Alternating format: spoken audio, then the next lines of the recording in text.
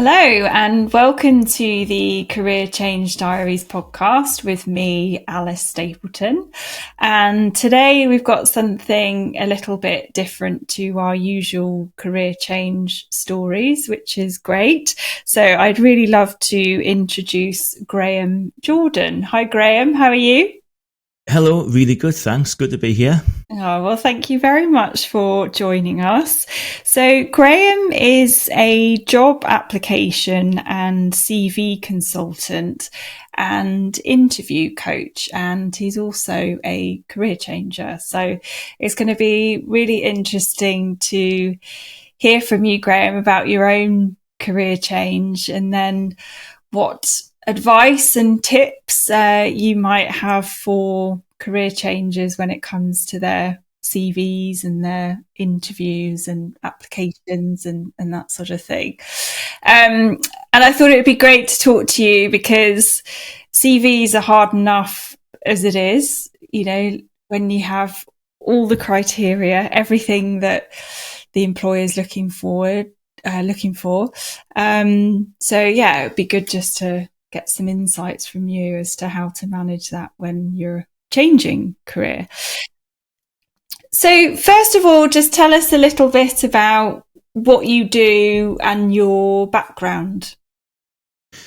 Yeah, ultimately, I help people to get selected for whatever job they want. I don't get involved in coaching in the sense of helping people to decide what job is right for them. I work best when someone's already figured it out. So I help people with any aspect of getting selected. So often that's CVs, often it's application forms. There's a horrible trend at the moment where employers are asking for both. And then it's any kind of presentation that you might do at an interview or the interview techniques themselves. So I do a lot of mock interviews and practicing of interview techniques and, very specifically, what answers are you going to give based on your content? And I predict the questions that people are going to get. So yeah, throughout the process from first application to however many stages there are in the process to whatever it takes to get you selected. And my background, which kind of led me towards that really is a few years as a recruitment consultant. So I got very good at pitching candidates to employers. And really, really liked that part of the job, actually, much more than I did dealing with employers, if I'm honest. I was always team candidate when I was in that role, hence specialising in this rather than staying in recruitment. And subsequently, I worked in consultancy and market research. So that was really good for learning about how lots of different industries work and what they need. I was the employer in the sense of recruiting and managing my own team when I did work in market and strategy consultancy. And so I've been on that side of the fence, being the kind of line manager, because the line managers really have the power rather than anybody else in the process. And then 12 years ago, I decided to set my own business up, and I do this. I write CVs, application forms, and all the rest of it. And in amongst that, I became a qualified marketer, which I do think helps actually in terms of understanding your value proposition and matching that to the audience needs. And that's all there is to it, really. That's quite interesting, seeing it as a marketing exercise, because there's that phrase around personal branding and you are trying to market yourself and sell yourself. So useful background, I imagine. So just first of all, what made you change career? Well, careers, because I suppose you've had a few shifts. So tell me a bit about that. Awful leadership most of the time. I definitely lived that phrase, people don't leave companies, they leave bosses, and recruitment was nothing like I thought it was going to be. The lack of consideration for candidates, the lack of respect for candidates, the way candidates are treated, pretty shocking. And obviously there are some good agencies out there, and there are some less good really, but people behave in the way that they're incentivized to behave, don't they? And people do what is rewarded. So what is rewarded is getting somebody over the line in terms of being offered the job. So no surprise, that's what they focus on.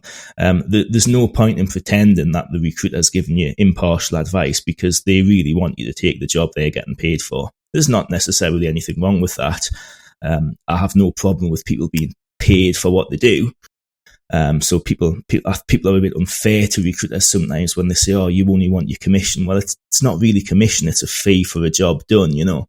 Mm-hmm. And some of that's changing now in terms of different revenue models. But yeah, recruitment just wasn't for me. It just, you're all fishing in the same pond. The fact that different recruiters can be given the same job just made absolutely no sense to me then, and still doesn't now.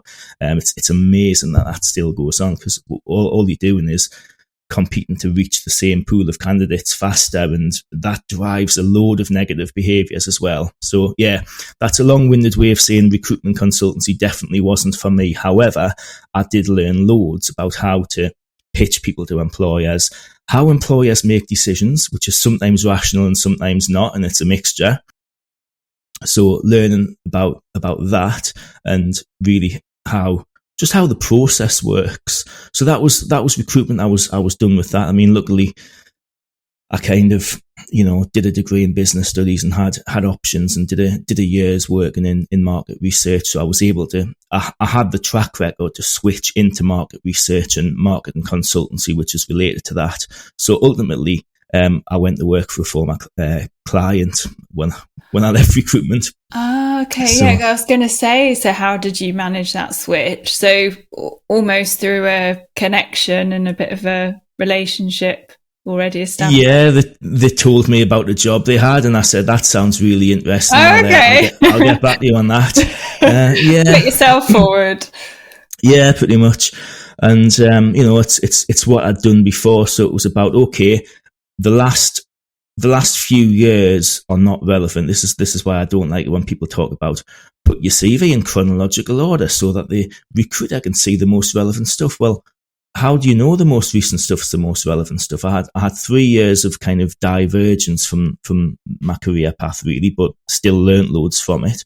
And yeah, it was like, okay, 3 years ago I worked in a different career. I did market research. I did a year doing this. My achievements are A, B, and C.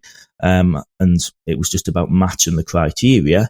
And despite a 3-year kind of deviation, I was able to meet their criteria, presumably better than other people, because I got the job. Okay, so being a bit creative as to how you might put the order of your CV together, focusing on what's most relevant. Yeah, I mean, you're not obliged to tell them everything either. I mean, you haven't got space to tell them everything. Mm-hmm. So tell them, what they want to hear, but also it's obviously got to be true. But, they've got to set the criteria there. All that matters is meeting that. And yeah, don't put anything on your CV just because it should be there. Put it there because you deliberately choose to put it there, and it's. I hate the word relevant, but applicable. Same thing, right? Or maybe it's slightly different. Well, the problem with relevant is people objective.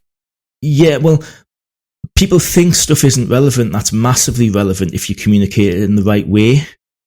So I had leadership experience, but it was in a different industry, wasn't it? That's not relevant. Or I did A, B, and C, but that's not relevant. And it's like, well, hang on, tell me more about it. And then they elaborate on it, and then suddenly you find a way in which it is relevant, because you just have to tell them the right bits. People think volunteering experience isn't relevant on a CV, but there's a lot of leadership comes from that, and people insist on putting in a separate section when it might be the most relevant thing they've done. So yeah, there's a lot of kind of following the rules rather than let's just convey my personal value proposition in the best way possible. Yeah. And ultimately that's my job if I'm applying for a new job, isn't it? Yeah, definitely. Okay, so we'll get more onto that because that's already very interesting. But just tell me a little bit more then so when you went from market research to what was after that? Well, marketing strategy consultant, which really is just the same thing, but you actually tell them what to do with the information they've gathered, rather than like, here's a pile of data, good luck with it kind of thing, which, isn't my favorite thing to do. If I've immersed myself in your market, then I'm kind of really well placed to give you advice on what to do with that, which products to make, which markets to target, and how to communicate your offering. So I wanted to do that part of it rather than just the data itself. Okay, and how did you find that? That was great. I mean, I would have stayed in that, to be honest. And people kept telling me that I should set my own business up, and I was like, no, I don't fancy the business development side of that. I'm quite happy here. I only really moved because the employer, and I was with them for 5 years, the employer just went in a totally different direction one day, because on a whim, they went in a different direction. They wanted to do a different kind of service to a different kind of market. The whole business model changed. They were trying to scale, but they were trying to scale in a totally different way, rather than just excelling in what we did. And we'd grown quite well. It was a 2-person team when I joined it, and it was 15 people, and a similar trajectory in terms of revenue as well. The business was doing well, but they went in a different direction, which is totally their prerogative. It wasn't for me, so chose redundancy rather than working for the new company, and off I went, setting up my own business. So, and that's when you started doing what you do now. The job application, the CV consulting. I mean, I'd always had that in the back of my mind. I'd love to do that, and there wasn't as many people doing it as there is now. Right? I mean, you can't move on LinkedIn for CV writers, and it's become a very commoditized industry, which I don't like. These the commoditized version of it, where they don't even meet the people they're writing for a lot of the time, and it's just outsourced. That's nothing like the kind of service that I do. This is why I call it consultancy. I'm speaking to clients for 2 hours before I write anything. But it's something I always wanted to do, and I started it off 12, 13 years ago, and it was, let's see if there's a market here for this, because there are very few people doing it. And there was, and there still is, and it's changed a bit over those 12 or 13 years, but I've become better at it, basically. Well, I mean, I imagine over that time you've seen some real shifts in the way that people get recruited and the whole application process. What would you say have been the key shifts over that period of time? The job market has definitely changed. At the moment, employers are very indecisive, and the length of the recruitment process has ballooned. I've heard of 7-stage processes, and it's not as if it's 7 different stages. It's like it might be 4 different interviews with 4 different people. It's not rocket science to work out what the solution to that might be. So that's the biggest thing, the uncertainty and the kind of the length of the process, and people drop out and then you have to start again. So it's really self-defeating. Has the thing changed? Surprise. Go on. Sorry, and what do you think that's about? Like you said, employers more indecisive, but why are they taking so long, and why do so many people have to be met, and what do you think that's about? I think the whole process is broken. I think every aspect of there's not a simple answer to this. Every aspect of the process is flawed. So first of all, they're not defining the job properly. So, if you don't know what you're looking for, it's very difficult to find it. If you don't know where you're going, you can't get lost, then they're often trying to cut costs by merging 2 different jobs into one. And the problem with that is it's 2 different training routes and 2 different professions, and the person you're looking for doesn't exist. And if they do, not at the standard that you think you're looking for. So it's the definition of the role. It's the, like I'm a marketer. So if you look at marketing, for example, and, obviously I get a certain proportion of my clients are in that field as well. And, it used to be that your marketing was the research and the thinking and the planning and content writing and choosing which tactics to use and all that. Now, if you want to work in a kind of junior marketing position, you've got to be a graphic designer at the same time, a video producer. You've got to know the technical stuff. You've got to do SEO, pay-per-click management. And it's like, well, they're all different specialisms, and it's the breadth and depth thing, isn't it? So there's a lack of flexibility in terms of, okay, I might have a wish list of 50 things, right? But which of these things are essential? And then which of these things actually are, things that people can be trained in, things that they can learn. So there's that. And then, it's people aren't great at interviewing others. So the interview skills, if I interview a bunch of people on one day, I can, because I've asked the right questions and I've used the right assessment criteria, I've measured them against something objective. You're never going to be 100% objective, but you're measuring them against the criteria you've set. I don't need to speak to them again. I've asked the questions, I've got the answers, I've prompted them for, a bit more detail if they haven't given that, because there's no point in somebody not performing and then you haven't got the information to make the decision. I don't think those skills are very widespread either. Right. So it's so they're having to interview them a few times to get all the answers, which they could have done all in one go. Yeah, and then there's the hierarchy thing, so the line manager wants to recruit, but somebody above them kind of wants to get involved and stuff, rather than just empowering the line manager to do it, and the seeking of approval. And, not to mention good old fashioned, people change their minds, and that's the worst thing when I was working in recruitment as well. And people say, oh, candidates are difficult, aren't they? And I'm like, no, employers are the worst, because it's the only industry where you can do a lot of work for nothing. The employer changes their mind about what they want. All the work you've done is no longer relevant. And there's no fee for that if you're on a contingent recruitment contract. And I found that incredible that anyone tolerated that stuff. Yeah, I've heard people, as you say, they go through multiple rounds. They've got to do presentations and pitches and portfolios, and then as you say, that then they announce, oh, actually we're going in a different direction and the role's completely different and everything you've done doesn't fit that criteria. Like, what? And as you say, you're not paid for that time.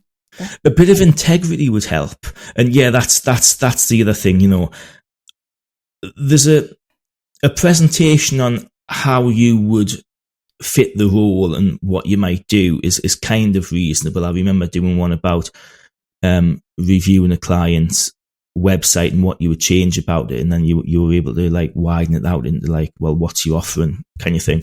But when it becomes something you have to research wider than that, some of the tasks people ask for at interviews, they are getting a bit out of hand. However, the other trend that goes along with that is people are just not willing to take that anymore. There's a lot of pushback now where people are saying, well, no, I'm not going to do free consultancy for you as a way of because how do you stop them just using that work? No, they do. They often do, and unfortunately, it goes back to integrity again and ethics. I know for a fact, and I know for a fact there are some people who use it as just a way of getting free consultancy. Dear. Well, that's very sad to hear. Okay, well, we won't turn this into a rant, good old rant about the corporate world. But so one of the original questions was around, what shifts, what trends. I mean, I imagine in terms of applications, like the whole AI thing, and well, I suppose before that, the whole TPS, isn't it, with the ATS system? ATS, sorry, like the automation of applications and keywords and that sort of thing. Can you explain all of that? Yeah. So here's my view on that. the applicant tracking system does more functions than most people realize. I liken it to a CRM system for job applicants. Okay, so the employer uses it to help make each aspect of the recruitment process more efficient. One of the functions it clearly has is it can search CVs for keywords and it can score based on those keywords. Now, that's all right, but the question that matters is, do employers use that for shortlisting? I've personally, and I speak to a lot of recruiters, I've never met a recruiter who admits to doing that. Now, they might be, but if I know one thing about recruiters, I know that they value their judgment and their ability to select the right people. So I'm not sure they're outsourcing the one and only kind of core competence that they've got to AI. I'm just not sure that they are willing to do that. So yes, the feature exists. Do some employers do that? Yes. Are they right to do that? Well, no, because clearly anybody can keyword stuff their CV with anything they want to do. Does that make them the best candidate? Well, obviously not. So I think it's a mistake to obsess about keywords, and in any case, you should be focused on the person spec, not the job description. Have you seen most job descriptions? I mean, 8 pages long, very waffly. Yeah, just all kinds of jargon, loads of repetition. How would you take that jumble of words and decide which keywords to use? I don't see that as helping you very much. The person spec might be anywhere from about 10 bullet points to about, I've seen 50 criteria before for a senior role. And, you're trying to communicate 50 criteria. I would focus on doing that rather than doing keywords. So yeah, my main objection to it is if you're focused on keywords, it's a distraction from understanding your own value proposition and conveying that with detail. And it's the detail that matters, because anybody can say this, that, and the other, but unless you justify it with evidence, I don't think the human, at whatever point the human gets in front of your CV, they're going to choose you. Right. So a little bit of acknowledgement that some organisations will be using that to sift out those initial applications, but I think so. but not to make, not to obsess over it and make your whole CV and application about those words. Is that what you? Yeah, it's nowhere near as widespread as people think. Remember that 2/3 of the workforce are in SMEs. Okay, is your typical SME buying ATS software? Doesn't seem that. I've never worked for an employer. Okay, I've run my own business for 12 years. But I do loads of network, and I network at least twice a week. I speak to employers, line managers, recruiters. It's just, if they're doing it in secret, And can I make one other point on this? Mm-hmm. The people who are telling you to keyword stuff your CV based on the ATS system, who are they? Well, I've only ever heard it from a CV expert. Yeah, it's all right. It's all right. You can see it, CV right there. Because I don't give that advice. The people who are telling you to keyword stuff your CV are benefiting from you believing that you have to do that. Because they can sell you the solution where they can score your CV and improve it by adding the keywords. Interesting. Yeah. Well, I suppose I always just thought, like graduate schemes or very large organisations where the application's all online and automated, that it would be a no-brainer for that organisation to use that software to sift out a whole load of candidates straight away, which they probably do if they've got the money. to use that software. I do recognize the problem, having recruited people. And, I employ a couple of people in my business as well. And you can advertise a job and you can get hundreds of applicants who've not even attempted to tell you that they've got any of the things you've asked for. There's zero match to the job you've advertised. It is a problem. And one of the other bits of advice I always give people is apply for 10 jobs and do it really well. Don't apply for 100. Yeah. You haven't got time to apply for 100 jobs, in any relevant period of time. So do each one really well. Yeah, I recognize the problem, but, don't make it all about that. My clients get chosen. My clients get chosen without doing that. Do you know what I mean? So this is tested every day of the week for me. Yeah, and you've not seen it. Interesting. So yeah, it might be one of those myths, perhaps. And what about AI? I mean, God, that must have changed so much. I mean, I keep seeing videos of software that you can have it running whilst you're in an interview, and it just tells you what to say, and obviously it can write your CV and your application. So what are your thoughts on that? So AI CVs, well, I mean, the first question is, does the AI system know your career? Because presumably your CV has to be about you. So you're going to have to feed it some information. You can't just say, right, it's an account manager job for the FMCG industry, so write me a CV, please. It might write you a summary. At some point, it's going to have to put your career history in there, so you're going to have to give them your career history. So how much detail are you doing that in, I wonder? And then are you going to go further and give evidence of your success in each of the roles you've had?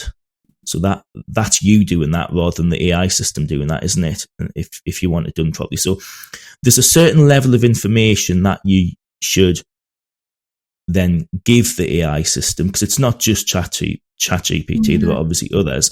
But so by the time you've given it the right level of information, you've pretty much written your CV already. So I haven't necessarily got a problem with people using AI to improve their writing. I mean, I use Grammarly, which is fantastic for improving grammar and spelling and syntax and making long sentences into short sentences by cutting the relevant words out. So that's AI. I've used AI systems to to caption videos. It'll get it wrong, sometimes hilariously. I remember writing once. I said in a video the purpose of the CV, and the AI system interpreted that as the purpose of this evil, which I thought was quite nice. So there's, AI can do some stuff, right? But is it going to write compellingly about you? I don't know about that. Yeah. So I mean, I've seen people boasting about, look, I produced my CV on AI, here it is, and I look at the finished product, and there's always loads of stuff I can improve about it. So I'm not worried that my market's going to disappear because of AI. Because I think, it'd be interesting just to see how it might help your CV a little bit, but as you say, just not to depend on it. Well, I suppose it goes back to what you were saying. It relies on what you put in it, and if you're not putting what you think is that relevant in, then it doesn't have that information to. But how are you going to? What are you going to do about all the spearheaded this and transform this and manage multiple projects from their nascent stage? What are you going to do about all those horrible words that AI, for no apparent reason, chooses to use? Yeah, and how are organisations using it to aid recruitment that candidates should be wise to? Well, I mean, the ATS system is the main one that may or may not be used for shortlisting. I think once you're shortlisted, the interview process is the next stage. they could well be determining their interview questions from AI, you know, like, yeah. And I mean, if you've got any sense, you're going to use your own person spec that you've already written. I mean, that could be written by AI, couldn't it? And probably is. I mean, but people have always written terrible job descriptions and terrible person specs, right? Because they often just, before AI existed, they would just Google it and they would go, right, so a competitor's got this one, so we'll just copy it, you know? It'll be garbage, but hey, for some reason we value this because somebody else has done it. So yeah, they could do that. And at some stage, you're going to sit down with an employer and you're going to talk to them and they're going to ask you questions, and your job is just to persuade them that you're the right. Yeah. Well, what do you make of those tools you can use when you're actually in the interview? Yeah, telling you what to say. Yeah, because I can have it running on this screen at the side, and you're not necessarily going to know that I'm looking at. Although, yeah, it's pretty obvious if your eyes keep shifting. Yeah, you can. There are ways, but yes, you know, the pause after every question is going to give it away, because a little pause to think about it's one thing, but if it's repeated every time. So yeah, my opinion, I mean, it won't surprise you. My opinion on that is the same as my opinion on any aspect of using AI to present your offering. Like, you use AI for interview answers, it's going to give you really generic stuff. You know, it's going to give you the same answer to the same question as it gives me. So yeah, it might give you a broad structure. I mean, I fancy my ability to help people to get selected at interviews, you know, because the stuff I do goes into depth on specific examples that are unique to the person. So for example, when I was at university, I did a summer job doing direct sales, okay? And I only did it for 3 months because it was a summer job. But that job gave me so many stories that I could use in future at interviews. It was unbelievable. So the story I could tell about, you know, it was 7 p.m. and I'd sold nothing all day. And, you know, I was heading for what they called a donut, you know, and you had to stop selling at 8 p.m. And I hit my entire target in the last hour, which was 8 sales, by working systematically, doing the callbacks, you know, going, just keeping my attitude, which was a big phrase that they used to use. And, you know, I would tell that story at an interview, and other ones about coaching other people to do the same. You know, I don't know how that's going to be bettered by a generic AI answer, you know, because that got me chosen. And yeah, somebody once asked me in an interview, what do you know about equal opportunities policies? You know, and I'd just written a lengthy dissertation on the subject, so I literally answered the question. I told them everything I knew about the subject, and it was very long, but that got the HR person on the panel on side, you know. So yeah, I mean, that's, again, the simple answer is I'm just not convinced that AI is gonna. Yeah, I don't know. I don't know how they work. I mean, surely you have to put in a load of information to start with, but as you say, maybe you don't. Maybe it's quite generic. Anyway, okay, so use with caution by the sounds of it. All right, so one key question I had for you was, tell me what you think might be your top tips for somebody who's writing a CV and they're making a bit of a change in their career. Yeah. So it might be that they're wanting to change their skill set. It might be that they're wanting to change industry. And there are some people who obviously want to do both, you know, change completely. Yeah. So how do you approach a CV when that's the case?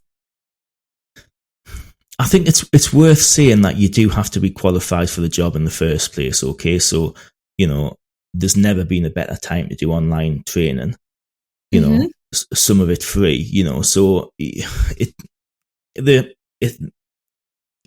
sounds the same as my advice to any CV, but there are nuances to it that are specific to career changes. And of course, I work a lot with career changes, some of them quite significant, you know.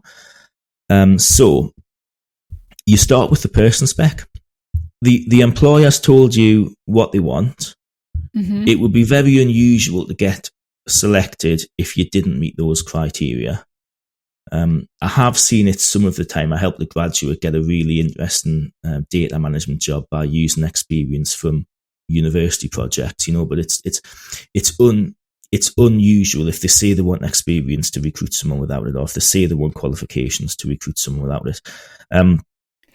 So assuming all that's done, so that's the key first step then, is actually work really hard to build up your work experience so that the application is really transferable. Yeah, and you can do things. It depends how much notice you've got of, I'm going to change. You could be made redundant out of the blue, and then you haven't got much time to do very much. But if it's a planned career change, that gives you an advantage, because you can do things like you can get involved in additional projects, you can volunteer for things, you can, in a lot of workplaces, you can tailor the work you do to your own interest to an extent. Mm-hmm. So I mean, that example I gave about my favourite interview answer, I might not be going for a sales job, but the fact that I was, motivated enough to achieve that and persevered with it will be applicable to other things. The fact that I coached and developed a team, often from people, well, almost always people with no experience whatsoever, and I coached them to the point where they were hitting their targets. Doesn't have to be a sales job. That's coaching and mentoring, and management. So you've got to be open-minded about what's, that horrible word, relevant again. You've got to be open-minded about what's relevant and what isn't. And okay, the industry isn't relevant. I'm not going to bang on about the industry. The job role might not be relevant. So I'm not going to bang on about the job role. I'm going to talk about how I performed the job. So what I did, how I did it, and what the outcome was. So yeah, it's reviewing, and this takes time. And I'm going to say that it helps to have an outside perspective, somebody asking you the right questions. Okay, tell me more about that. So yeah, how did you achieve that? What was your job measured on, and how did you perform against that? What new ideas did you bring? What initiative did you bring to the role? Things like project management. Project management in one industry is project management in another industry, isn't it? And stakeholder management is stakeholder management. Yeah, transferable skills. I mean, it is that. It does really come down to that. But doing it in a way that is compelling. It's not. You have to know where the balance is between making the link between a transferable skill and your new job, and that kind of not exaggerating it. There should never be a need for exaggeration.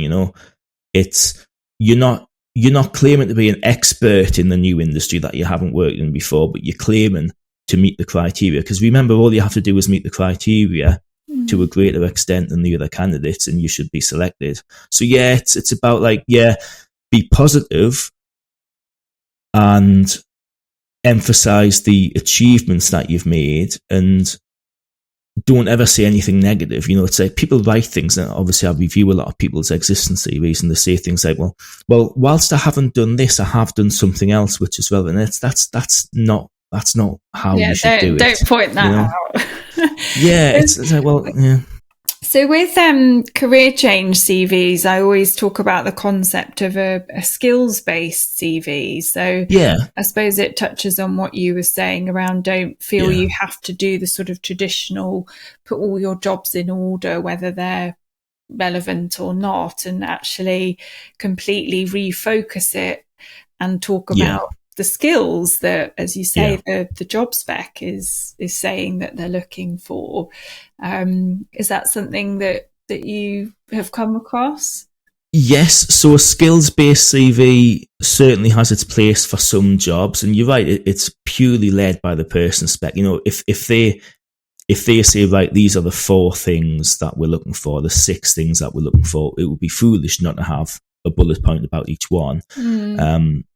if there's a large number of criteria, it becomes a bit more difficult because then you have to merge them, you have to summarize, you have to make some decisions about which are the most important and maybe lead with the strategic ones and go from there. So it depends. But the thing about the skills-based CV, you have to resist the temptation to be describing a lot of skills. You have to make sure there's enough of you in it. So yeah, I've got project management skills. So I managed a project that was this size and it was this scope of work and the results were these, rather than just thinking, right, I've described these skills, that's enough. So there's that. That's a good tip, yeah.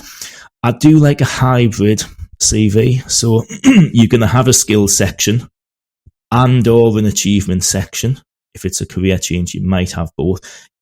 The achievements obviously have to be applicable to the new job you're going for, but you can fit both in. And then you could still do a little bit of, not just a list of jobs below it. You could still do a little bit of, my key achievements in each job. Because if you've got lots of them, they're not all going to fit in one section. And the other top tip I would give about career change CVs, if the most recent experience isn't I'm trying not to say irrelevant. If the most recent experience isn't the most applicable to the person spec, right? You don't have to do it in chronological order. I like to group it. It might have like experience of this, experience of that. Group them into different sections. You might still do it reverse chronological order in each section, but there's no reason why you can't present it like that. That's a good idea. So categorize it and group it rather than put it in order, so to speak. Okay. And what are your thoughts on how you describe a gap? So whether that's, I don't know, someone's gone traveling or maybe they've taken some time off to have kids or be a care for family members, because people seem to have it in their heads that gaps are terrible and they should be avoided. And even if I have some clients where they'll finish their job and then they're desperate to get back into work for fear of having a gap on their CV. What are your thoughts on how I think this might be recruitment consultants to blame again. Oh, really? Another myth. A lot of them spend, and I've worked with them, they spend so much time scrutinizing someone's CV looking for a gap, So first of all, I think it's mindset. I think you have to get it into your head that you did not have a gap in your life. Okay? You were doing something worthwhile during that time. I mean, you might have been unwell. Okay, so that's different. But anyway, in that case, it's no one else's business, really. That what can that offer today is the only thing that matters. But yeah, there are two reasons that I come across that people have had so-called gaps on their CV. One of them is caring. So often childcare, sometimes caring for other family members. So that in no way disqualifies someone as a candidate. And I think we all collectively need to get our heads around that, because it's just pure discrimination, isn't it? So would you advise that you label that and put that, or just ignore it completely? Or I think only once in hundreds of CVs that I've written have I ever done that, when it was really necessary because there was nothing else to fill the space. If you've done training or a part-time job or something during that time, even if it didn't fill the whole period, I would be tempted to use that. Not because I think there's anything wrong with a gap, but just because one of the principles that I work by is you've got to avoid giving people information that they can misuse. Okay, so not put it at all.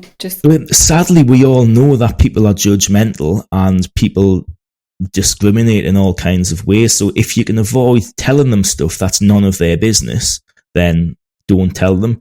If you have to tell them, you can. I mean, some of the people I've worked with who've had a gap in their CV, it's because they were so successful, they sold their business and they didn't have to work, So that just demonstrates how ridiculous it is to think a gap on a CV, a so-called gap on a CV, is a bad thing. But yeah, you are. It is fine to put childcare or family care, especially if that's applicable to the job. You know, if you're going into a caring or teaching role or whatever, and you've done care, and that's hugely applicable to your next role. But there's no harm in putting, you know, whatever number of years care and responsibilities, childcare or whatever. And the other thing to help overcome that is to realise that your skills have not eroded. Okay, I've been doing this job for 12 years, right? Yes, things like AI and ATS systems have kind of sprung up, right? But ultimately, people keep predicting the demise of CVs. You know, CVs are dead now because we've got LinkedIn, or CVs are dead now because everyone's going to be using videos. Well, they're not, because it turns out people don't fancy that. I like that approach, actually, but, you know, people do a video CV. It turns out it's got just the same garbage as they would otherwise put on the bit of paper. So, you know, I'd love to get people who are doing video CVs and write the script for them so that it's more powerful. You know, your skills haven't eroded. It starts with you understanding your value proposition and not letting people persuade you that your skills have eroded, because they absolutely haven't. Then you might add to it, and then just confidently tell them about the things you achieved when you were doing paid work.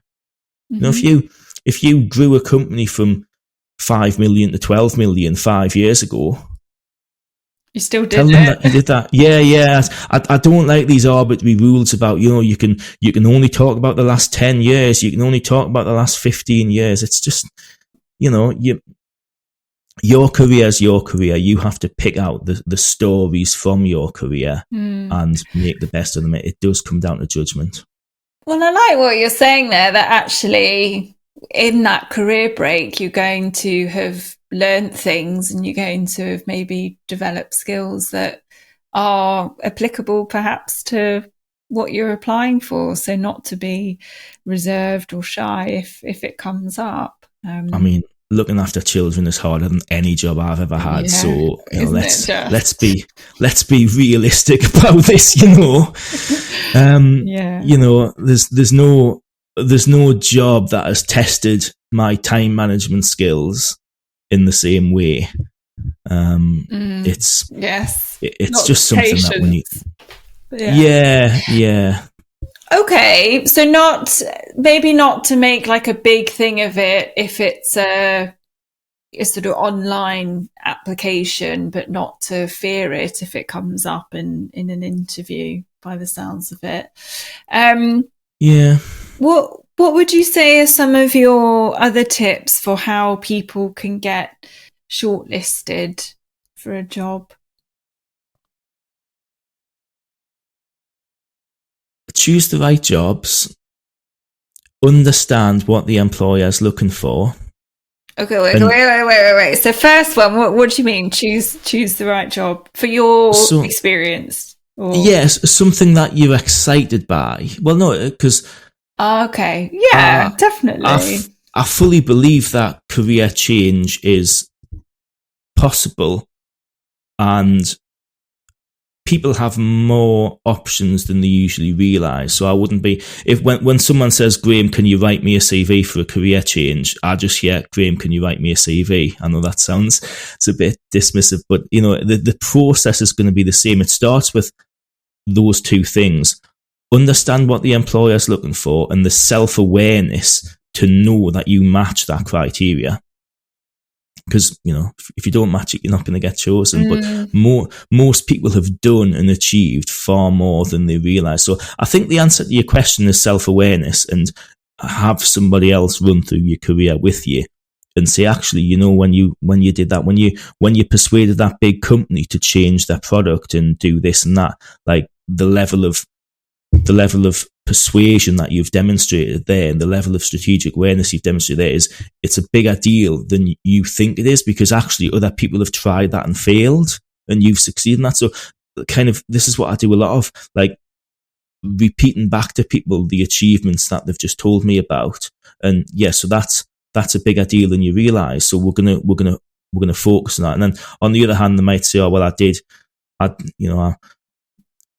I managed a project too, it was completed on time and on budget. And I'm like, yeah, well, that's what you were paid for. So, okay, let's go into more detail on that, right? Because there's some specifics about the challenges that you overcome, or the initiative that you brought. So yeah, the answer is that self-awareness matched to what the employer's looking for, and just not being afraid of talking about something that was in a different context, because most things that employers are looking for are not context specific. That's really what it comes down to. The must have 3 years experience in our industry shouldn't be on any person spec, because what do you want? Do you want everyone to think the same, or do you want someone who's actually a professional at what they do and that can come and deliver that for you? And if you see that, because I know loads of people who they'd see that and they go, well, I don't have that, so I won't apply. Mm-hmm. Do you think that's the right approach, or it depends? I mean, if they say must have 10 years experience in the manufacturing sector and you've always worked in, I don't know, teaching, then unless you've taught manufacturing, it's going to be hard to overcome that, whether or not, because the fact that you can do the job is not the same as knowing that you can get chosen by them. So I would generally say no, but if it says 10 years experience of leadership, product innovation, and stakeholder management, then I would absolutely say having done those things in a different context is perfectly applicable. Yeah. Okay. So tips for getting shortlisted: choose the right job to start with. What was the second one? I can't remember what you said now. Know what the employer's looking for, because they always tell you, and then have the self-awareness to match yourself against that, but do that optimistically. Don't do that with self-doubt, you've just got to go for it. Lots of people get concerned about sounding arrogant or up themselves. And I say, look, you're going to have to push it. You're going to have to sell your story. This is the one scenario in which self-confidence is rewarded. Nobody likes someone banging on about themselves all the time. I seem to meet these people all the time, people who just cannot stop talking about themselves, and it's really unusual. That's why job applications and interviews are so uncomfortable, because you are going to have to talk about yourself in a way that, the fact that you find it uncomfortable is a good thing, because it means you're not one of those people, Well, that's a nice way of looking at it, yeah. You have to bang on about yourself. It's why you're there. Your only job is to get chosen. That's your only job. Yeah. You can negotiate later. You can turn the job down if you want, but when you're in the application process, your only purpose is to get yourself chosen. Yeah, so almost give yourself permission just to move away from your values slightly, just for that period. Well, God, no, that sounds like I'm encouraging God knows behaviour. I think, it's different behaviour rather than Okay, so give yourself permission to talk confidently and optimistically and encouraging about yourself. Okay, and anything else you think people can do just to get shortlisted, or maybe even advice for that first interview? Or I remember coming out of an interview for a job that I got, and apparently one of the panel said, well, he talks too much, doesn't he? And the managing director said, he's exactly what we need, so it's not the amount of stuff you say that matters, it's how applicable it is to the job and how compelling you are. So I wouldn't use a single word more than I needed to, but most people need more detail in their applications and more detail in their interview answers. They often think they need less. The number of people I've coached on interviews, and they've spoken for a minute, because I sometimes time them, and they've gone, oh, I'm waffling, aren't I? And I say, no, you've done the absolute opposite of waffling.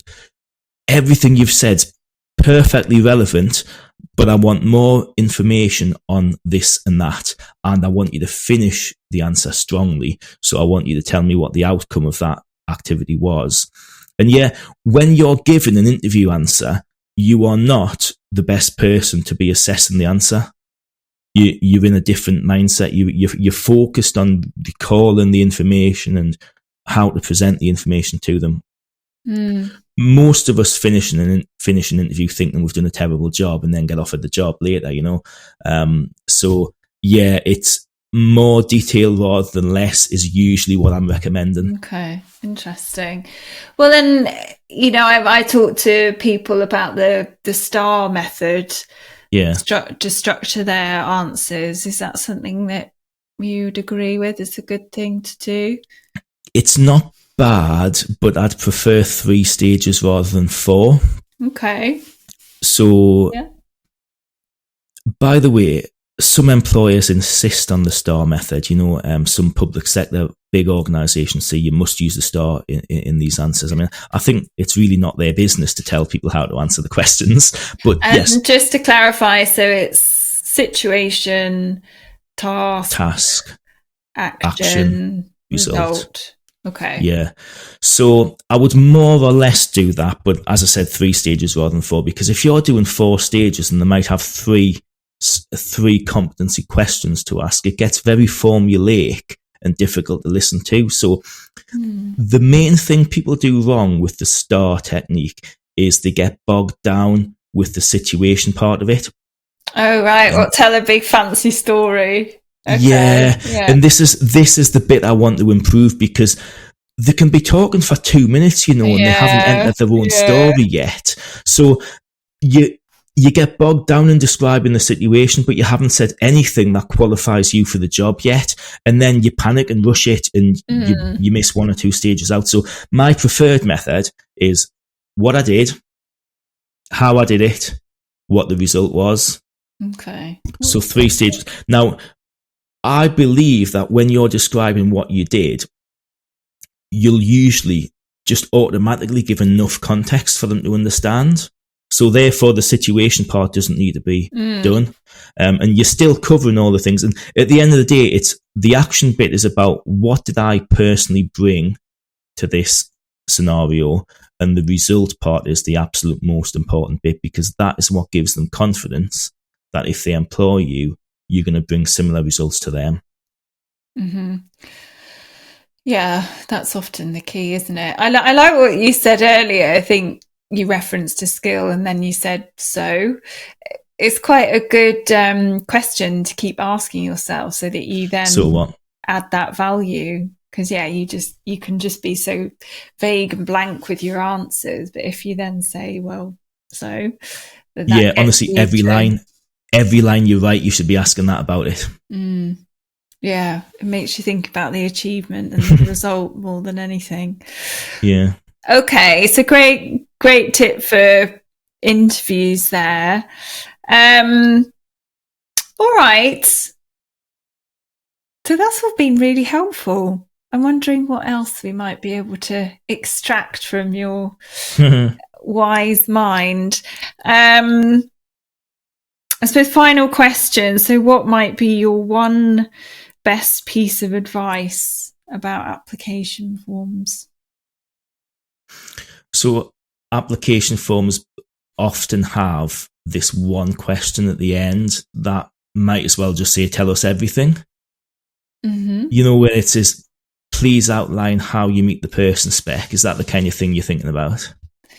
Well, yeah. I mean, I guess there's lots of different things that can be on an application form. Yeah, I mean, what I find is it usually comes down to that one question at the end, which is ginormous, and that is really, that's the thing they're going to use to shortlist you. So you do literally have to cover all of the person spec in your answer.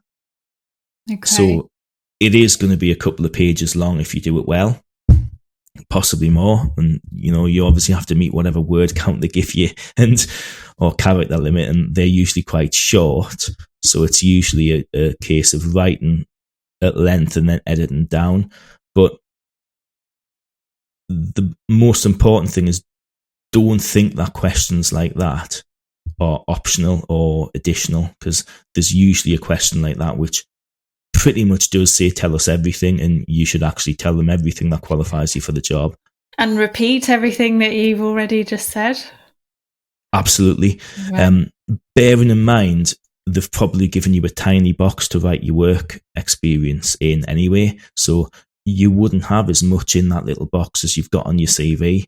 So I don't think repetition's a big deal, because if they're going to assess that question, they're going to assess that question, and you might as well score highly on it.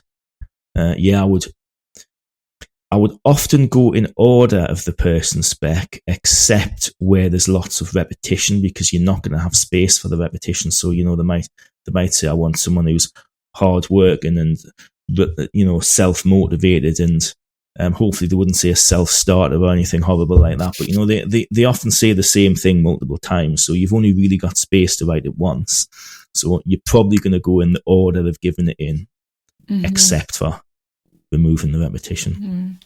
Which makes me think, goes back to what you're saying, and I always say the same thing, that, you know, do less applications well.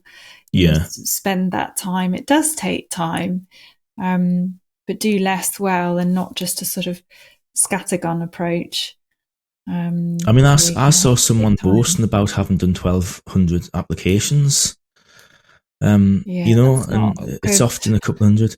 I mean, you're doing something wrong. I know people like to think, and I've been slightly critical of employers and a little bit critical of recruitment consultants, right? And yeah, there is room for improvement there, right? But if you're doing 1,200 applications and not succeeding, there is room for improvement in what you're doing.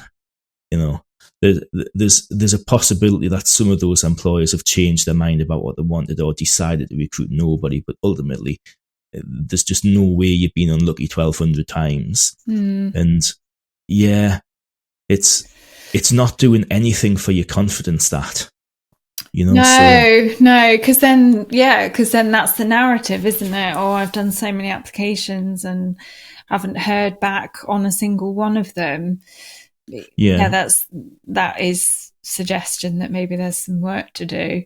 You probably do have some value to bring. It's not to do with that. So, I mean, in no other area of our lives do we think more of the same will be the answer if something's not working. So, yeah, I wouldn't do more of the if it's same. Not working, then maybe change tact. Definitely.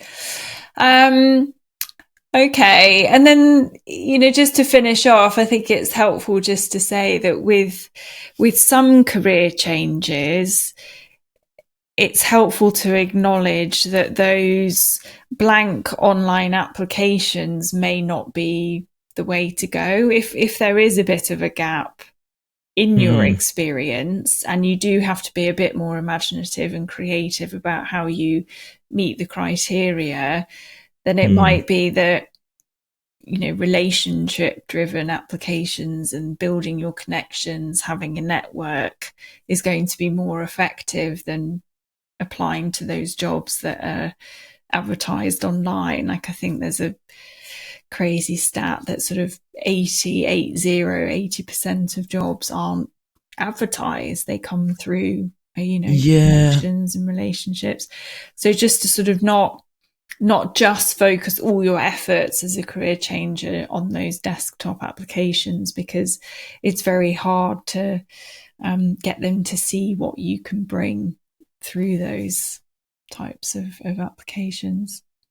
Yeah. There was a time in my career when I got 3 jobs in a row based on network, and, you know, one of them was when I worked in recruitment, coming out of a recruitment event and bumping into my next employer on the way out and just getting into a conversation, you know. So that networking should go hand in hand with your application. I would do both. Yeah. You know, I would, if you are qualified for the job, even if it's a career change, you can still be qualified for the job based on the criteria they've given. So I would still choose an appropriate number of advertised jobs and apply for them. And do them really well, as you say, following all the tips and advice that you I mean, I don't always recommend following up an application by, networking with the employer, because it should be possible to just go through the advertised process. It really should, with a compelling application. By all means, if you're dealing with the line manager rather than the recruiter, by all means add them on LinkedIn and send them a little message. But I think there's so much of that happening now. Like all good techniques, it becomes widespread and it becomes less effective. Right. So you've got to try not to spam them, Yeah. And that's always happened. Not just now when that seems to be a trendy thing to recommend to people. It's always been. I remember getting multiple applications from the same person, again and again and again for everything we advertise, different roles. Yeah, and it's the quality of it that matters, and if you've got nothing that matches what we're looking for, then that's really ineffective. So lots of different techniques can work in tandem, but I would be wary of relying on networking alone. And that's from someone who's used it effectively 3 times, There's no reason why you have to put all your eggs in that particular basket, There's a lot of cynicism about online applications, but most of the time somebody is getting chosen. There's really no reason that can't be you. So let's not be too cynical about it. Yeah, good advice. Good advice to finish on. Okay, well, was there anything else that you wanted to share? Any other key bits of wisdom that we haven't got to? No, I think that's good. I think you've asked some good questions, and we've covered what we need to do. It's about optimism. It's about giving more detail than you're currently given, and it's about being a bit open-minded about what's relevant and what isn't. Yeah, definitely. Well, I like that optimism. That's the main thing, because I hear lots of people say, "Oh, well, I don't have that experience, so therefore, how am I going to possibly change career?" Good to hear how it could be done. All right. Well, thank you very much, Graeme. Very helpful. So people can find you on your website, graemejordancv.com. I've just rebranded it. You can find me on either, but it's graemejordan.com. Yeah, graemejordan.com is my new website. Okay. Brilliant. Well, that's good to know. And I assume people can connect with you on LinkedIn as well. Yes, I post most days on LinkedIn and try to be helpful there. So they can follow you for even more tips. Amazing. Please do. Yeah. All right. Well, thank you, Graeme. Really great to chat to you, and wish you all the best, and hopefully speak to you soon. Thank you very much indeed. Thank you. Bye.